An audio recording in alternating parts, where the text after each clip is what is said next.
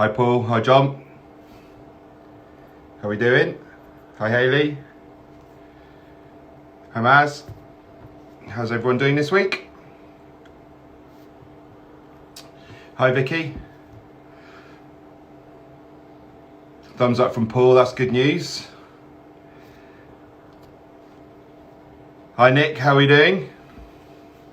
Hope everybody has had a good week so far. The weather here up in the Wirral has been a little bit ropey. I'm missing that gorgeous sunshine that we had, that we've been very, very lucky with over the course of the last couple of months or so. So yeah, it's just a bit bleak out there at the moment. Hi John.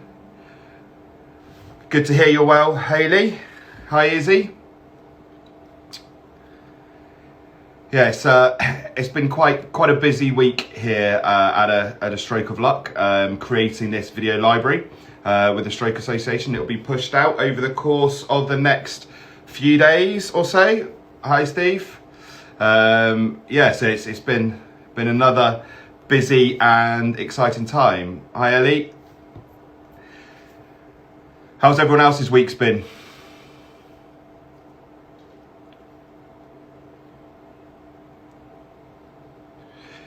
Nick, I've seen on social media, so I'm just responding to your post saying amazing with arms in the air cheering. Nick's father is based in Scotland, had a stroke a few weeks ago, and Nick and I started chatting through mutual friends. And I believe that Nick's dad is now back home. He's been discharged from hospital, which is just absolutely fantastic news. Absolutely brilliant news. So you've been busy, Nick. Best way to be, I think, absolutely, as a stroke survivor. Keep that mind as active as you possibly can. Okay. Yeah, there we go. There's Nick confirming that her dad's now home. Yeah, it's brilliant news. Whenever, you know, we did the stroke story a few weeks ago. I see John's just put his thumbs up to that. We did the stroke story. Ellie's on this live watching it at the moment. And when she came home and we pushed out her stroke story, the feeling of emotion, I think, when a stroke survivor finally gets out of hospital and gets out of that first tranche of rehabilitation, is able to continue their rehabilitation at home, is a huge milestone, and one which should be absolutely celebrated. I don't know whether people have seen the social media that's come out from A Stroke of Luck today, but there's a stroke story about a lady called Catherine who was out on a conservation holiday in South Africa, actually 5 years ago, and suffered a stroke in South Africa. Spent a bit of time in hospital out there, then was flown back to the UK. And unbeknown to me at the time, Catherine actually went to the same school I went to, albeit a few years behind and looks much younger than I do. But the coincidence is just quite remarkable that, yeah, and her brother Dan was actually in my sister's form at school. So it's great to get Catherine's story out there. I don't know whether people took the opportunity to watch Catherine's video, but she spoke for the first time on social media. It was a 5-year anniversary of her stroke, and had aphasia, and you know, got the courage up to chat to camera, and then pushed out a few weeks ago. And I was delighted that we were able to, as a charity, kind of promote her recovery journey, because it's just been quite remarkable, in fairness. Okay, so this week's Friday Live, I hope everyone enjoyed Sarah last week. We're getting some great feedback, so we'll continue to do these Friday Live sessions. I get really anxious about 45 minutes leading into doing these live sessions, but I think they do have value, and I think people are getting something from them, so I'll absolutely continue to do so. And we've got people booked on to do the Friday Live sessions for a number of weeks to come, which I think is it's just brilliant, the way that people are interacting. This week's guest I started speaking to a few months ago or so. His name's Paul. You're going to get to hear his story in a few minutes or so. And as far as survivors go, Paul is definitely one of those. And as I say, you'll get to hear his story. But before I bring Paul on, just to let you know, next week's guest for the Friday Live sessions going back to Ellie and her recovery from stroke and the stroke survivor story that we popped on social media a few weeks ago. The Friday live session next week is actually going to be with John, her dad, to talk about what it's like from a father of a stroke survivor, but you know, the immediate family, what it's like to support in this case his daughter Ellie through her onward recovery journey, and most specifically in this time of the coronavirus crisis. I'm just going to harken back just very quickly because I've seen that Catherine has joined the live. She goes by the name you'll have seen in the stroke story of D90. That was her DJ name prior to her having a stroke. So Catherine, I've just done a little piece about how proud I am to be able to have posted your story through the charity today, and what a remarkable person you are, going through the recovery journey that you have over the last 5 years, to be able to have the confidence to be able to get in front of camera and post out your 5-year anniversary with that video was absolutely remarkable. And we're getting some superb comments on all of our social channels, and I think people are in admiration of you and find you incredibly inspiring. So great to have you as part of this live session, and yeah, congratulations, and keep on fighting. Right then, I'm now going to invite this week's Friday Live guest, Paul, to the session. As I say each week, bear with me, technology sometimes does have the better of us, but I'll do my best. I can see he's online. I've just clicked the button. Paul, I think it might come up for you to accept the invite, and then the spleen should split in half, and there he is. Good evening. How you doing, Paul? Good. Can you hear me? Absolutely. Yeah, fantastic. yeah, coming through loud and clear. I want to ask you, mate, firstly, how's your week been? But I'm kind of a little bit anxious of doing that because of the news that came out. Just for everyone to know, Paul's a big football fan, similar to me. His club are a club that actually are quite close to my heart because they're the first club to come on board with a stroke of luck and, you know, worked with us. But Tranmere Rovers had some poor news. So I don't really want you to have to talk about how you're feeling about that, Paul, because I can't imagine it's a particularly good week for you, mate. No, it hasn't been great, actually. It's been a tough week for a whole variety of reasons, really. Work's been incredibly busy, and I've been sort of trying to hold it together in amongst, you know, a lockdown self-isolation scenario. I've got some leave next week, though, so I'm really looking forward to that. Yeah, but the news that the EFL's decision was really the icing on the cake. Obviously, it's not the biggest injustice going on in the world at the moment. So, but actually, football is close to my heart. So it was really challenging my mental health, actually. So I'll be glad to down tools at work and focus positively next week on moving forward. Absolutely. Any plans for the week off? You've got next week? I've got a lot of gardening if the weather holds out. A few jobs to do, a bit of painting, some bossing my wife around as well, hopefully. And yeah, we've got a pool to erect as well. So we bought a swimming pool for my daughter and me to try and keep that fitness going, which has been a challenge because I have been self-isolating. Because she's a swimmer, isn't she? She swims for a club that I know, City of Peterborough. Yeah, she's just turned 11 this week, so we had a birthday as well. And yeah, she's a bright little swimmer, so she's been really missing it. But the swimming club have been doing some fantastic stuff online with strength and conditioning and stuff like that, keeping them together as a collective. Yeah, brilliant. So I mentioned at the beginning, Paul, you are a stroke survivor. So I think it's quite important that people get the opportunity to hear your story, and you know, as the conversation develops, they'll hear quite a lot about you. And kind of, I've only known you through social media, and then we got talking a couple of months ago or so. But I find you an incredibly inspiring character, listening to your kind of journey over the last few years, and it's absolutely great that you've agreed to do this on this live session, because I think stroke survivors will get an awful lot from listening to a survivor like yourself. But first of all, I kind of just want to say congratulations, mate. You know, everyone that survives a stroke, I think, should be congratulated, because it's not easy. It really isn't easy. So to overcome that is something we should all be proud of. So just talking about your specific and individual stroke experience, are you able to describe kind of what that was like for you? Because you're a relatively recent stroke survivor compared to others. Yeah, so it was, well, November the 4th last year, so 2019. I went to bed as normal, had a pretty decent sleep, actually. Nothing nothing to warn as to what was to come the next morning. But about 6 a.m. I sort of woke up half groggy, you know, as if I was drunk, which I wasn't. Tossing and turning a bit, and then went to sort of turn the alarm off before it went on, and fell out of bed. And I was effectively paralysed down my right-hand side. So yeah, massive shock. Lynn, my wife, bolted out of bed and thought I was being a silly for about 13 seconds, and then immediately sprang into emergency mode. I think at the time, I was trying to communicate with her, and nothing really coherent was coming out of my mouth. I was sort of locked onto the floor, couldn't move. I kind of knew it was a stroke there and then. Did you? That quickly you knew? I think I did. There was absolutely no pain though, so I had real clarity of thought.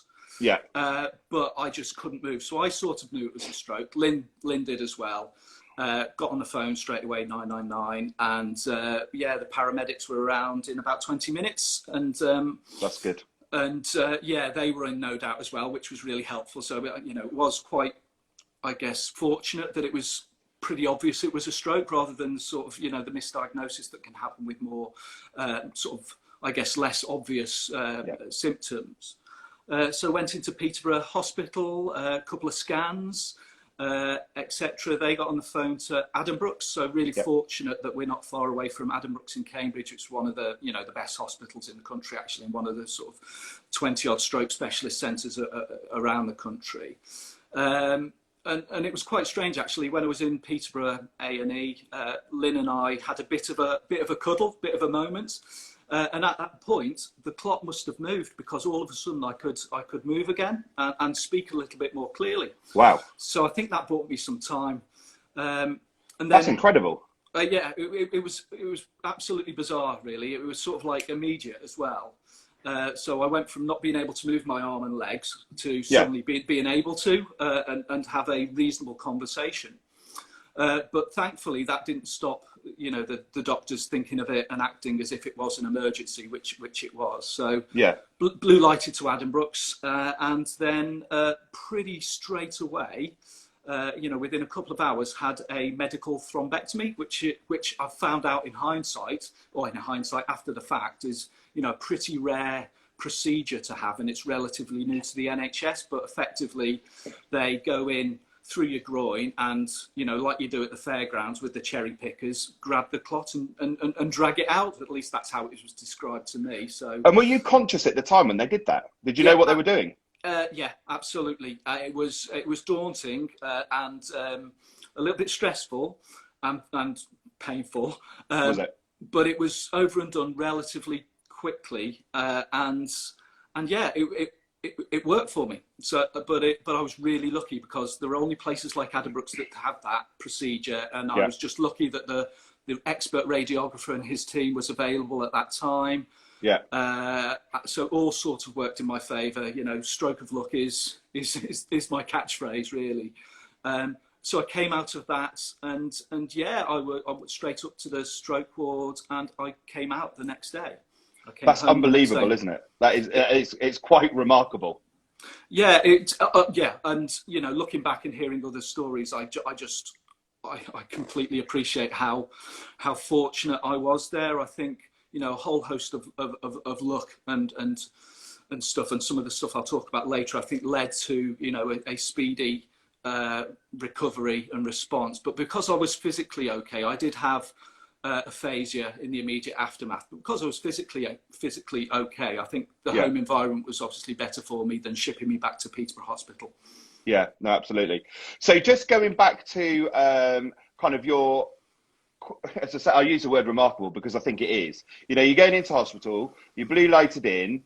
They've done this procedure, which is very unusual. They've captured the clot, and you've survived what is, frankly, a near-death experience. You're discharged within 24 hours. A few weeks ago, we had Michael Liner on the live session, and he talked about having that feeling of survivor guilt. Did you have that at all? Because your experience of stroke, whilst incredibly close to death as everyone that has stroke, to be out in 24 hours is just, it's amazing, isn't it? It is amazing. I wouldn't describe it as feeling guilt per se, but I think it's more about actually just feeling so fortunate. Yeah. But it is Yeah. really, really challenging actually when you're then in that recovery mode and you're reaching out to other survivors and you're engaging in online forums and stuff like that. And people are obviously all in very, very different places. So it does feel quite strange, you know, trying to be positive about your experience on that when you know that others have had it really, really tough and have got long, challenging, drawn out recoveries, and you know, are left with challenging physical circumstances and mental circumstances. So it is a weird feeling, isn't it, being someone who's had a very, very fortunate experience, has kind of come through it really positively. So that's why I'm really keen to share and help others, really, because yeah, absolutely. I think I've been given a gift. Yeah, you have. Yeah. You have, and just picking up on a comment, a couple of comments that's come in. You know, Jeanette said, "Is you know how lucky are you being in the right place at the right time?" And it is. You know, it's fate. It's absolutely fate. It's fortuitous, but you know, embrace that. Well, the day after I got home, Craig, there was a local news item talking about A&E delays at Peterborough Hospital, and you immediately, if I'd have had the stroke at a different time, I might have been caught up in that, and the whole triage thing might have gone out the window. Yeah. So yeah, there's a whole cascade of. I've described it as the NHS fates were shining down on me, you know, and the you know, the NHS just pulled out all the stops with a stroke of luck, and yeah, I survived, and I will be forever grateful for that fortune. Yeah.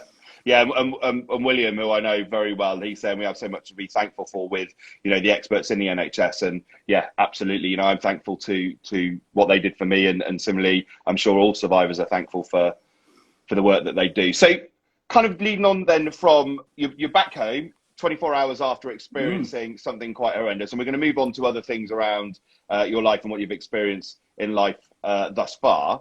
But what's your recovery been like? Because, you know, you're incredible. You know, your recovery has been superb. And speaking to you as I do, I look as an onlooker and think it's been a positive experience for you. But yeah, are you able to talk about what that's been like for you? Yeah. I mean, it has been a roller coaster of, you know, ups and downs. You know, I think one of my good mates who I go to the football with gave me some advice when I was in a bit of a low. He said, "Paul, your recovery isn't linear." You know, so I'd had a few good days of progression. I was getting really, really, excited about, you know, making strong progress, and then I hit a dip, and that advice, you know, rang really true to me. So I'm gonna use that and claim it as my comment. But yeah, first week I was kind of on cloud nine actually, because I think I was still running on adrenaline. So the first week I made some fantastic progress coming out of hospital. You know, aphasia. So my memory had got, you know, a bit of a headache because of the lights and obviously the thing going through my head to take the clot out. I was struggling for my words. I was really struggling to text and write and, you know, all of that type of stuff. So I wasn't particularly dexterous in my words and language and what have you. But that improved quite rapidly actually. And that first week I had this real feeling of being cleansed, weirdly enough, and also I could feel new neurological pathways taking place because I've suffered left side brain damage basically, so the right side obviously then was trying to take over. So that really you know was going well. And then 10 days afterwards, absolutely hit like a truck by anxiety from absolutely nowhere. And I think it was triggered by watching a news article about motor neurone disease. And that night, I thought I was going to die. I thought I was going to have another stroke. Couldn't sleep. Really, really worried. You know, building towards panic the next morning. And yeah, from then, managing anxiety really took on a different flavour than anything else in terms of my recovery. Yeah. And that kind of continued through to Christmas until I had a really good the follow-up conversation with my stroke consultant, which really gave some reassurance about my future prospects, which has kind of chilled the anxiety down by about 90%. But Good. at the same time as the anxiety's chilled down, the fatigue and the neuro fatigue again is a challenge. And I suffer from fatigue anyway, which I'll talk about a bit later. But the neuro fatigue's sort of different kettle of fish, isn't it? It sort of bashes me on the back of the head, and that's just when your brain's trying to absorb new stimuli, take stuff in, and it just kind of goes, I've had enough now, Paul. Take a break. Absolutely. So yeah, that's been challenging. But I cannot grumble about my recovery, seeing as where I've been and what I've been through at all. Yeah, and we've got a comment coming in, and the handle is ANA67, so I don't know whether it's Anna, but this person saying, I'm at the beginning of my recovery and I do struggle with not comparing and feeling a bit envious, but I'm happy for people. It must be very difficult for those that whose stroke has significantly impacted their mobility or cognitive function, etc. It must be extremely challenging indeed. So all I can say to any stroke survivor is your recovery journey is a very, very individual thing.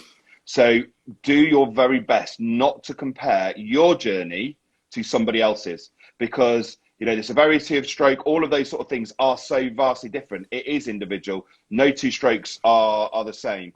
So just keep looking at your own progression. And that's what I did. I had a bad habit of comparing myself to Craig pre-stroke, and that was a horrendous thing for my mental well-being. So what I started to do is say, right, okay, there's Craig version 2 now, which is the Craig post-stroke, and just keep comparing yourself to those benchmarks that you set yourself. And I really hope that this person is able to do that. So don't compare yourself to others, because you can't. Compare your progress and track your progress to yourself. Would you agree, Paul? Definitely, absolutely right. I think everyone's challenge is individual, but what you can do is take advice and inspiration from different pockets, and actually turn that into being supportive of others as well, and giving people tips. And I take a lot from doing that and giving advice and coaching, and that helps me in my recovery and my feeling of value moving forward. Yeah, no, absolutely. Okay, moving on to kind of, right, we've got the stroke, and that's a big enough thing, an impact in somebody's life. And you think, right, a stroke alone, I've been dealt a little bit of a bad card here. But Paul, you've also experienced something else. You've got a chronic illness. Are you willing to share how that's potentially impacted your recovery as well? Yeah, no, absolutely. I'm Craig, and so I've got Crohn's disease, which is an inflammatory bowel disease. Effectively, your body's creating its own infection, so you're fighting yourself within your bowel.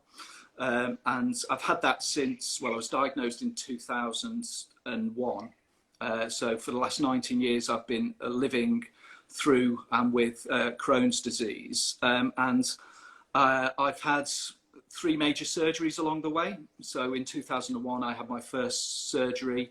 In 2005, I had a major pelvic abscess, which led to a really significant operation where I've had pretty much all of my bowel and associated things removed, and I've got a permanent colostomy bag. So I've had that. So that means I'm now in the disabled category. I don't feel it, but I am. And then 2016, I had another major op, because I had basically a thinning area of my bowel, so effectively I couldn't absorb food and nutrients and stuff like that. So Crohn's disease and the challenges there. I've had periods of remission where I've been really able to move and progress my life forward, but actually lots of bumps along the way. But one of the main, so how has that helped me, if you like, with my stroke journey and recovery? And I think it has, because I've had those hospital experiences. So the hospital experience isn't new to me. So, having the scans and going in for a procedure like the thrombectomy, actually I've had worse procedures and I've had more challenging experiences, if you like. So the whole hospital environment isn't new to me, and it's not new to my wife as well. So we're well conditioned for that, so to speak. And I'm used to a long drawn out hospital experience as well. So going in and coming out, it's so different. It's so different. But what I have had then is so I've lived with fatigue basically for a long time, because it's a kind of a knock-on consequence of Crohn's disease, basically. Right. You know, so I live with fatigue, but it's different fatigue than the sort of neurofatigue. So Yeah. I guess I'm used to living with some of the challenges and the need, the importance of sort of mental and physical health in helping you through those circumstances. So inevitably, that past experience, I think, put me into a place where actually it helped me, I guess, manage well the impact of the stroke, the response to it, because you know, we knew how serious it was, etc. And then obviously the hospital experience and recovery, I think, because I've been, you know, in that hospital environment and had to maneuver and manipulate through it, if you like, for longer periods. Yeah, well, I hope you're seeing some of these comments, Paul, that are coming up on the screen. Are you able to see them? Because I no, because one of my challenges post-stroke is absorbing too many stimuli, so I'm kind of just concentrated on my spiel, and I'm sure when I watch this back, I will take a lot of heart from the comments. Well, but at the moment, I'm going to let you know. I'm going to let you know in the here and now that you are you're getting so many positive comments, and you're inspiring an awful lot of people. Talking about your journey, there are lots of stroke survivors watching this live session who are taking an awful lot from, you know, the things that you're saying. So, you know, from my perspective, I think you're an amazing guy, and we've got lots more to talk about. You're an amazing guy, but I think it's important that, you know, these comments, that you're really creating, you know, positivity, and people are empathetic with your journey, and they're taking an awful lot from this, which I think is fantastic. In fact, Izzy is a lady that we did a young lady we did a stroke story on a month ago or so. And she's just written, mate, I've also got IBD as well as being a stroke survivor. And she feels that IBD helped me to manage stress, when in turn helps me as she gets less neurofatigue. So it's an understanding. If you've got a chronic illness already, it's understanding how to deal with that. And I know we'll move on with kind of coping strategies and everything in a second. But so a Stroke of Luck. A Stroke of Luck is a charity, as you know, we've talked about many times. It's all about supporting physical well-being to support mental and emotional well-being. So kind of a question for you is, how do you think, or how important do you think your physical health has been in managing your Crohn's disease over the last, you know, close to 20 years, and then more latterly, your recovery from stroke? Yeah, so I think there's a bit of a difference really in that with my Crohn's disease and some of the periods where I've been really bad with that and had the surgeries, my physical health has significantly deteriorated. You know, at points in time, I've been down to sort of 7 and a bit stone, and actually clinically malnourished. Yeah. So my body has been in a real bleak place, which has obviously then meant physically the surgeons have always been worried about my condition leading to surgery and not being ideal for surgery. And I've always had to have surgery in suboptimal nutrient, you know, conditions, which has then led to a longer recovery. So, I mean, the long and the short of what I'm saying is actually been my mental health that's helped me manage through my physical challenges associated with most of my Crohn's disease experience. Whereas I think this time around with the stroke, it's kind of been the flip, in that it's kind of been my physical condition leading into the stroke that has enabled me to minimize the impact of that stroke, because I guess oxygen and whatnot's going through my brain quicker, and has helped me no doubt in the recovery, because I've been physically strong. I've been in, you know, leading up to November, I was in the best physical condition I've been in for, well, since I was probably 19. I was eating much better and stuff like that. So I had a bit of an awakening really coming out of my 2016 bowel surgery experience. You know, I had loads of issues with I guess creating excuses around physical health because of my colostomy bag. I had a lot of body confidence issues. Didn't really want to go swimming, take my top off, all of that type of stuff.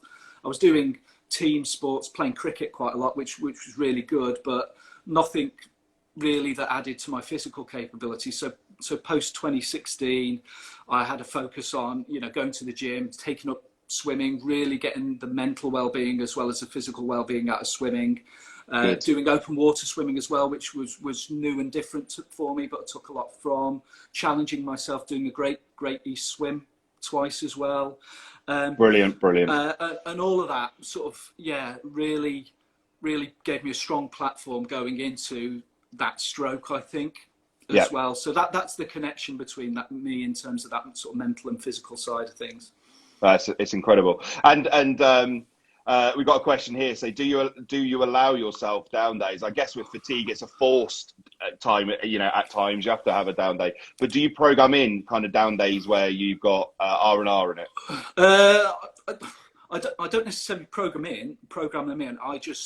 I try and recognise that I need a break. And you know, actually, I think I've got some work colleagues on the call now, and there's been times when over the last couple of weeks actually where I've been at work and I've just gone, I need to stop now at like noon. Yeah. It's like stop, rest, go out in the garden, have a walk around, and then recalibrate. So I don't plan it in per se, but I will try and manage my diary and commitments so that, you know, it's not crammed full of X, Y, and Z. And certainly in terms of my post-stroke, so this is part of the challenge, I think, because of my Crohn's disease and the drugs I'm on. I've got my immune system is suppressed, so I have to shield. So I've been, up until this week when there's been a bit of easement, I've been kind of locked around my house really. So my ability so I'm really missing swimming, and I'm really missing, you know, walking and doing stuff with my wife and kids. So but post-stroke, I hadn't sort of returned to the pre-stroke Paul in terms of swimming and exercising, and I've started to beat myself up about that. Like you say, it's small steps and small milestones. I got back in the pool, and I got back in the pool fairly quickly, but actually the whole rigmarole and tiredness about going to the gym, getting changed, you know, coming home, blah, blah, blah, and all of that was just exhausting. So I didn't have the sort of stamina or the mental capacity to do too much. So I was taking it in small bite-sized chunks, but boy, I'm missing it. Yeah, you mentioned kind of colleagues, and some of them are on this live session, which is great, great to see, and great support for you. Kind of understand how you're feeling, and if you need to take a break, take a break. There's a gentleman that is on this live, William Thompson, who I used to work with when I had my business, when I had the stroke. William worked with me, and an incredible guy, and he made it his mission. So when I reintegrated myself back into the workplace, William was an incredible support for me. So we came up with the green, amber and red strategy around my fatigue, which I think most people know. And William would be there in the office making sure that I was managing my fatigue levels, you know, appropriately. So I think it's right. And that's where, you know, moving on to the next session or next part of this session where we're talking about the team around you and kind of emotional intelligence and all of those sort of things.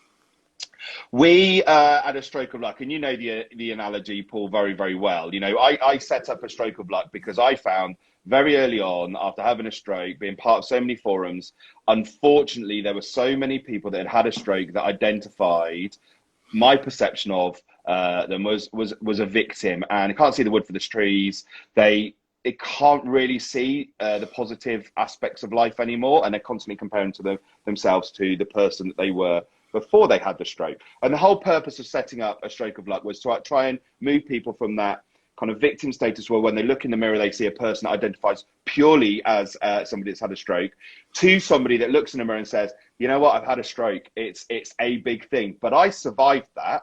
And the road that I'm walking now is a very, very different path to the one that I was walking pre-stroke. But nobody's going to tell me that the road I'm treading is worse than the original road. It's different. That's all it is. It's very, very different. So thinking about kind of your, your Crohn's disease and the fact that you've gone through stroke as well, are there any perspective or experience that you can add to moving people from the kind of victim status, the victim mindset, through to I'm a survivor mindset? Yeah, and I think for me, the awakening to that concept, albeit I didn't equate it to that at the time, sort of happened around 2012, and I just want to go back to 2005 when I had the major surgery that ended up with a colostomy bag, and that experience happened as my wife Lynn was heavily pregnant with our first daughter Eve. So literally a month after coming out of major bowel surgery, Eve was born. And at the time, so becoming a father, I struggled with that a little bit emotionally. I was struggling with the fact that I'd now got this bag strapped to me. What did that mean for me as a man, as a husband, and all of that? So I was struggling with that.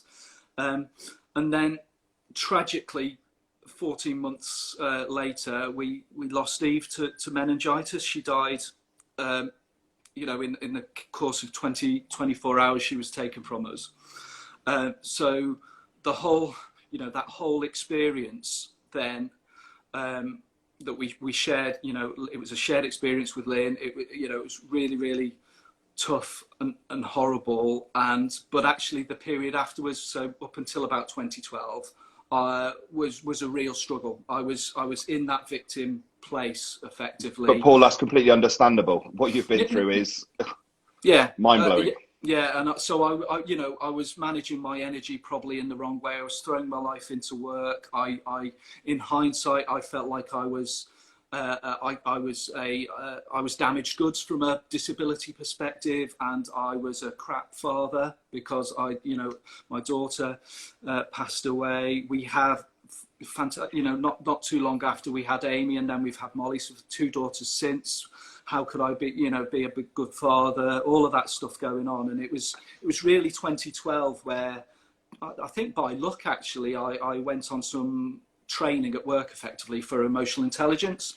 Yeah. So and that was an absolute, you know, godsend at the time, and it really just started opening my eyes and helped me understand myself.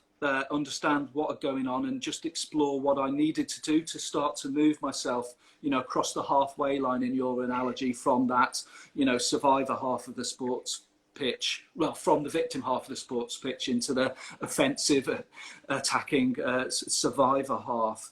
And you know, the really impactful moment in that was when within this training they asked us to draw out the highs and lows of our life so far, and within that I put, you know, our time with Eve on a pedestal. Basically, it was the high point of my life, and then I realised my time with Amy and Molly, I was putting lower. So I was capping what I wanted to achieve positively with my family, because I didn't want to diminish the fantastic time we had with Eve, and that was really holding me back from really enjoying life and being the best father, the best husband I could be. So once that sort of, you know, came out, then it really helped me tackle effectively what was ingrained self-worth issues. And that's been a long journey up and down managing that. So the more you can manage your own self-worth, that's the foundation, then you can better manage your awareness and engagement with others, which then helps you be a better, more emotional, intelligent colleague, leader, friend, you know, father, etc. So yeah, that whole experience has really helped me, you know, explore my emotional intelligence. And people, you know, don't get it right all the time, absolutely. But I think going into my 2006 bowel experience and surgery, and then the stroke, it has so stood me in fantastic stead to not take it on the chin, but, you know, to roll with the punches and go, right, I can quickly, you know, yes, I'll feel sorry for myself occasionally.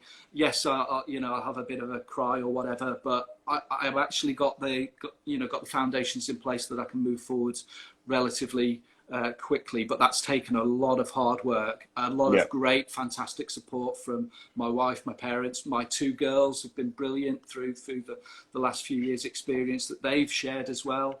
My colleagues at work have been instrumental actually in enabling me to have this conversation with you today. Yeah, no, it's great. And I've just noticed, William said you clearly got kind of a great team around you, and that takes us on to the next bit. And you've already alluded to it, Paul. You talked about your wife, you talked about your daughters, and you talked about your colleagues, you know, and for me, one of the analogies I created when we started A Stroke of Luck was the A-Team, and it started around the A-Team because it's around sport, and because I like the A-Team in the 80s. It's a great program whilst I was going up. But for me, it's so important for a survivor's recovery journey that they have a support network around them, and that's what we branded it, A Stroke of Luck, the A-Team. And we take that one stage further, saying rather than just having a great support network, because that's important, actually looking at playing to the strengths of that support network. So you've got, as part of my A-Team, I've got family, friends, I've got clinicians, there's charities, a whole host of individuals and organisations that all have their particular part in my recovery journey. And it's understanding what their strengths are and how will you play to their strengths for the benefit of my recovery journey. So kind of, you've talked about it. You know this probably better than anyone I've ever spoken to, because you've been through so much and you've been able to do that. So how have you developed the Paul A team? You're the captain of it. How have you developed the best team around you to get you through the life experiences that you've had? Yeah, it's only in sort of retrospect that you start to think about the building blocks that you've made. It wasn't a conscious plan per se. It's just kind of evolved, I guess. So, in that period, sort of before 2012, effectively, I was when I was in the sort of victim state. I was heavily reliant on Lynn, and that relationship to see me through. And she's been a rock. She's a fantastic woman, and I love her to bits. And we just celebrated our 20-year wedding anniversary. Congratulations! In lockdown as well. So congratulations. That'll be memorable. But effectively. When I was in that victim place, I was pretty insular. I was probably more of a introverted, quite closed off. And it was, when I started to explore that emotional intelligence and open up. So, I was starting to open up to myself, which then enabled me to open up to others, which then helped me sort of spread my wings in terms of the people I connected with, and my ability to coach and mentor and help others through their challenging circumstances. And it's just kind of blossomed from there, really. And that has really helped me at work, develop networks and keep in touch and share and stuff like that. And like you, I'll tap into different networks, and whether it's charities, whether it's friends I've made through supporting Tranmere, and they've been an incredible help, and big shout out to them on this as well. Moving forward, that community's been fantastic for me. So you take they're a proper family, they are, aren't they? In the football club, they're a proper family. Absolutely. So you take things from different communities, and more latterly, I think it was probably a few years ago where I first started to put my experiences down on paper. So there's a blog on my Twitter handle. There's a pinned tweet, which was probably, I think that was my first sort of written, I guess, exposure, if you like, of some of my experiences. So I'm starting to do more of that, and I get a lot from that, and I get a lot from the social media angle to it. So everyone who follows me on Twitter, who likes a post or things like that. Actually is part of my A team in one way, shape or form. It's really rewarding. And I was just reading last week James Taylor's experience. So he's the cricketer. The ex-cricketer, unfortunately had to retire very young following a really serious heart condition. But he sort of said that how his everyone who liked his post was like a real boost to the ego during that tough period in hospital when you're dealing with things. And absolutely like that for me. I don't post things out there because I want to post a woe me type, aren't I in a bad place. It's more actually every time someone likes a post, it's almost like a little shot of adrenaline that people are looking out for you, and every time they comment it's like 5 shots of adrenaline. So it all builds into helping you move forward, and then helps create connections. So Craig, you and I probably wouldn't have connected if I hadn't put stuff out there and all of that type of thing. So but that takes a lot of foundation. I don't think you can just go from where I was, way back when to now, quickly. It is a journey and an evolution. It is.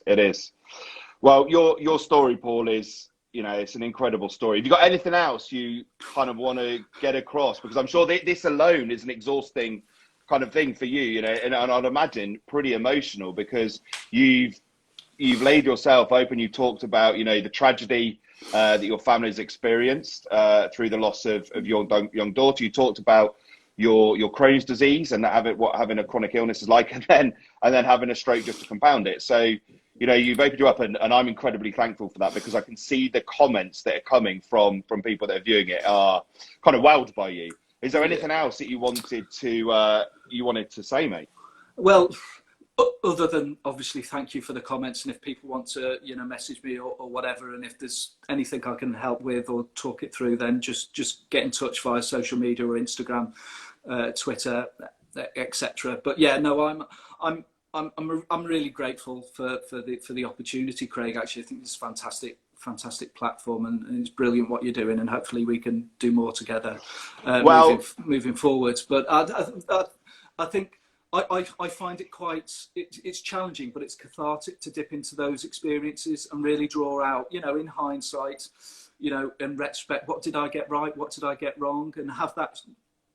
I want to have more of that shared conversation with Lynn, because you know, we have different emotions at different times, but actually this time of year is really tough for me. You know, April is when Eve was born, but it's also Molly's birthday. It's also Amy's birthday, sorry. April is when Eve tragically died, and it's the anniversary of her death later this month. So it always triggers emotions, but it's also Molly's birthday. So there's a whole cacophony of emotions that go on between April and June, which are a challenge. And you know, what I've had to do is understand and just go with, I guess, the mental ups and downs I have at this time of the year, and roll with it. But actually, I do get a lot of, you know, dipping into my experiences and just drawing them out, because it keeps it true, I think, and stuff like that. But it's difficult. It's difficult. Yeah, no, I'm sure. Well, you know, we've developed a friendship over the last few months, and you know, I'm always there to lend a hand in any way I can, or lend an ear. I think it might be quite nice for the people that are listening, Paul, just to very briefly mention something that you and I have been chatting about offline. So the Friday live sessions have been very well received. We've been running them for only a few weeks. They will continue. But one of the evolutions to the Friday live sessions is looking at how we create a podcast, and we get different guests on, and we look at different angles. And kind of, I'm really pleased to say that you've embraced it, Paul. And, you know, we're looking at how we do something together, aren't we, as co-hosts for a Stroke of Luck podcast moving forward, which I think is incredibly exciting. Yeah, Spashy and Nicey go on to podcast. So, yeah, absolutely. Neither of us got any idea about podcasts and how we do it, but I'm sure we'll muddle through. The clueless duo, that's what we're going to call it. No, it'll be great. Well, Paul, from my perspective, thank you so much for sharing your story. It is a very, very emotional story. The comments that are coming through are, as I said, people thanking you for kind of laying your cards on the table and being very, very honest about your life, what you've experienced. And thank you, mate, and kind of congratulations for being as resilient as you are, because I don't know many people that are as resilient as you. I really don't. I think resilience is earned, and you know it's the hard earned as well. It's not necessarily something that comes naturally. But thanks for the opportunity, Craig, and thanks to everyone who's taken the time to listen. Thank you. No worries. Well, I'll say goodbye to you for now, mate, but we'll catch up very, very soon, and thanks once again. Speak to you soon, Paul. Cheers, mate. Wow. I'm absolutely certain those of you that have tuned in for a part of it or the whole live session with Paul can't fail to be inspired by Paul's journey, and listening to what he's had to go through and what he's experienced is mind-blowing, and he's an incredibly inspirational chap. So, you know, I hope those of you that have watched it have got something from it and admire Paul as much as I do. As I mentioned at the beginning of the live, next week we have John joining on a live session. John is Ellie's dad. For those of you that weren't at the beginning of this session, Ellie, we did a stroke story about a few weeks ago. She was 19 when she had a stroke, and actually next Friday is the anniversary of her stroke. So I think it's a great idea to get John and the family on the live session to talk about how a family, and just talking a little bit more about the A-team concept, how the family are such an integral part of a stroke survivor's recovery journey. So, you know, I'm dead excited to be speaking to John and the family next week on the live session. I'm absolutely certain those of you that tune in again next week will get an awful lot from it. All it's left, I guess, from me to say is, you know, A Stroke of Luck is wholly reliant on individuals engaging with us on Friday live sessions, also engaging with us on social media, and also donating to us. We rely purely at the moment on donations and the kindness of individuals. So if you have got a few pence, a few pounds to spare, we'd be delighted for you to hit our website, astrokeofluck.co.uk, click donate and donate as much as you can. But literally every penny really, really supports us to do what we're doing. Nick's just mentioned Stroke Assembly. Yeah, absolutely. The Stroke Association, as you know, we are partners with. They do the UK Stroke Assembly each year. It's normally like a conference. Last year I attended and it was in Birmingham. They've asked me, so it goes live on Tuesday of next week. I have been asked to be the guest and to run a session on Wednesday at 11 a.m. It's going to be out on it's just out on the Stroke Association social media now, and it will be out on the Stroke of Lux as well. So if you're around and you want to tune in at 11 a.m. next Wednesday, I'll be doing a session on behalf of the Stroke Association, talking a little bit about my journey, a little bit about the Stroke of Luck, and it's been done as a Q&A. So we'd love as many people to tune in to that as possible. Okay. Right, guys, this has been an incredible Friday Live, as they have been each and every week. I'd like to say thanks ever so much for tuning into it, and I wish you all a fantastic weekend, and I look forward to seeing you next Friday. Okay, take care. Bye now.